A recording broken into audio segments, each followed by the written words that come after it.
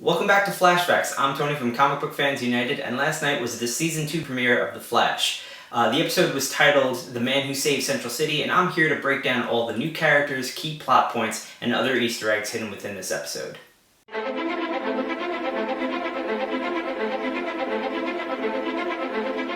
To start things off, we have the introduction of Al Rothstein, the Atom Smasher. Now this is a character who in the comics originated in the 80s. He has size-changing powers where he can grow up to about 28 feet or so, as you saw in this episode. He increases his mass as well. He got his powers from radiation, and in this episode it looks like radiation feeds into his size-changing abilities. But he obviously has limitations. In the comics, it was more so if he grew too big, it would put a huge burden on his body. In this episode, it looks like if he's overwhelmed with radiation, it'll pretty much kill him like it would any other human being. Many people will obviously recognize the actor playing Atom Smasher, Adam Copeland, former WWE superstar Edge. I was a little bummed that he didn't hit any of his key spots from wrestling, specifically a spear, but I thought he did an okay job with his character, although I kind of wish he stuck around more than what seems to be just a one-and-done episode. We get our first mention of what may turn out to be the big bad of this season in Zoom. Now, we know he's going to be voiced by Tony Todd, but we don't know who's going to be in the suit. We don't have a clear idea of what this character's motivations are going to be. Obviously, he has some kind of issue with the Flash or speedsters in general, as I'll get to later on. In the comics, he worked closely with Wally West. He was a former FBI investigator who blamed Barry Allen for him being crippled.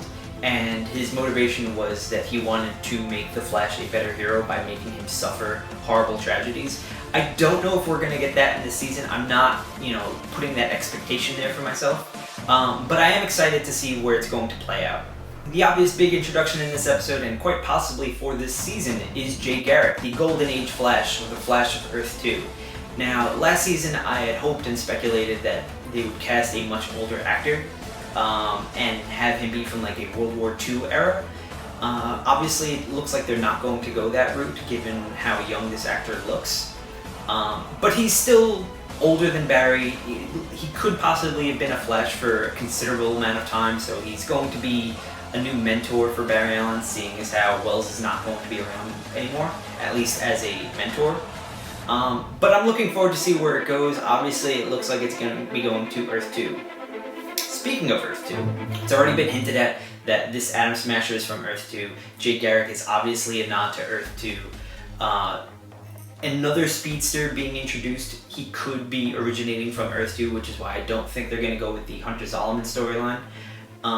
But I'm excited for this because it means that they're at least going to dip their toe into the multiverse of the DC Universe. And for me, that's one of the best things about DC.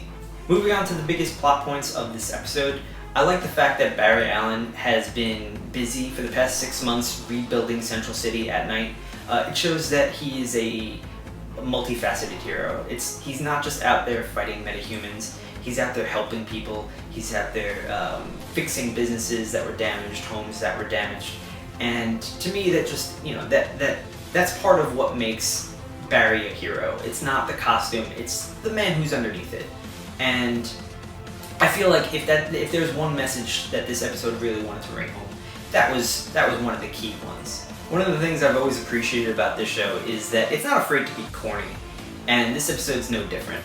There's a Flash celebration held in Central City where the mayor gives the Flash the key to the city, and that's when Atom Smasher is introduced.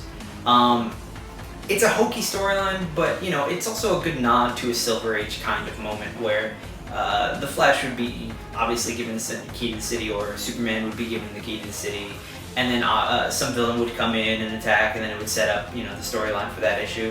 And that's basically what we got here. Again, nice to see these kinds of storylines still used. One of the things I've always liked about this show is its supporting cast. And it's mainly because it shows that being a hero isn't just about wearing a costume. Yes, Barry has super speed, and He's basically the one that's at the forefront fighting all the villains. But he wouldn't be able to do this without Joe and Eddie and Iris, Cisco and Caitlin. That supporting cast is essentially just a bunch of other heroes working behind the scenes to make sure that Central City stays safe. And I think this show does it so much better than all the other superhero shows that we're getting on TV right now. So what could be foreshadowing for the rest of the season is the message Eobard Thawne leaves for Barry on that thumb drive. And in it he says that Barry will never be happy no matter what, regardless of what he's about to say. And what he does is he admits to murdering Nora Allen, which sets Barry's father free from jail. And at the end of the episode, his father basically says, look, I can't be here and be your father and us to have that kind of relationship, and on top of you being the hero of Central City. It's a full-time job that you're going to have to dedicate yourself to, and they need you way more than I do. He didn't say it in those words, but that's the message he got across, tried to get across. And I don't think that that's what Thawne was referring to. I think what Thawne's referring to is what's going to be the overall theme of this season.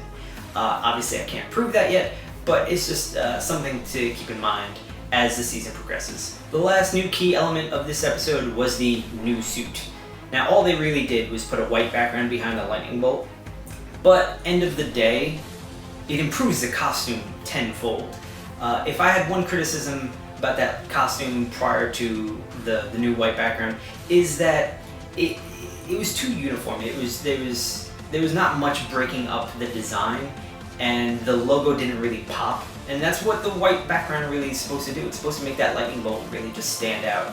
And hey, it's not the biggest change, but it's a good change. And now for the main flashbacks that I want to talk about in this episode, and there are a few. For starters, this is the second mention of Al Rothstein in the show.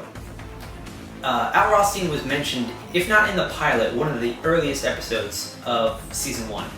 And I'm kind of bugged by this because in that episode, Wells basically lists off names of people that were hurt or killed from the particle accelerator explosion.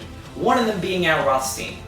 In this episode, we see that Al Rothstein of Earth 1, as I'm going to call him, was alive during that time period and in Hawaii. And he was murdered just prior to the start of this episode by the Earth 2 Al Rothstein, the Atom Smasher. It's a retcon, and it bugged me that they didn't even think about it. I don't know why, but I'm gonna let it slide. But at the same time, this is now something I'm going to keep my eye on for the rest of the season, see if they do any more of these kinds of changes. Because the list that they provided in that pilot or that early episode, like I said, was a huge list of DC characters. I think the Dibneys were on it. Obviously, Atom Smasher was on it. There's so much to that moment, and it felt so special that basically saying that Al Rothstein was in Hawaii on his honeymoon cheapens it. And I hope they don't do any more of that. What ultimately saves Central City from the singularity was Firestorm separating in the eye of it. And in the process, Barry is able to save Dr. Stein, but Ronnie is lost somewhere in the singularity. I'm assuming his character lands on another Earth, if not Earth 2, whatever other Earth they could possibly use. But what this really felt like was an out for Robbie Amell. He did not seem to sign on for Legends of Tomorrow. From what I understand, he's going to be working on another show, and his schedule just wouldn't permit him to work on all of these shows. And it also looks like the CW is going to move forward with a second Firestorm later on this season. I'll get to it when that happens. But again, it is kind of a bummer that Robbie Amell didn't stick around, because we got a very good Firestorm in season 1, and I'm not doubting that a better one can come from a Jason Rush character, but it's sad to see him go like that. Throughout all of season 1, it was Cisco who got to name all the villains, with few exceptions, In this episode, it's actually Dr. Stein who names Al Rothstein the Atom Smasher.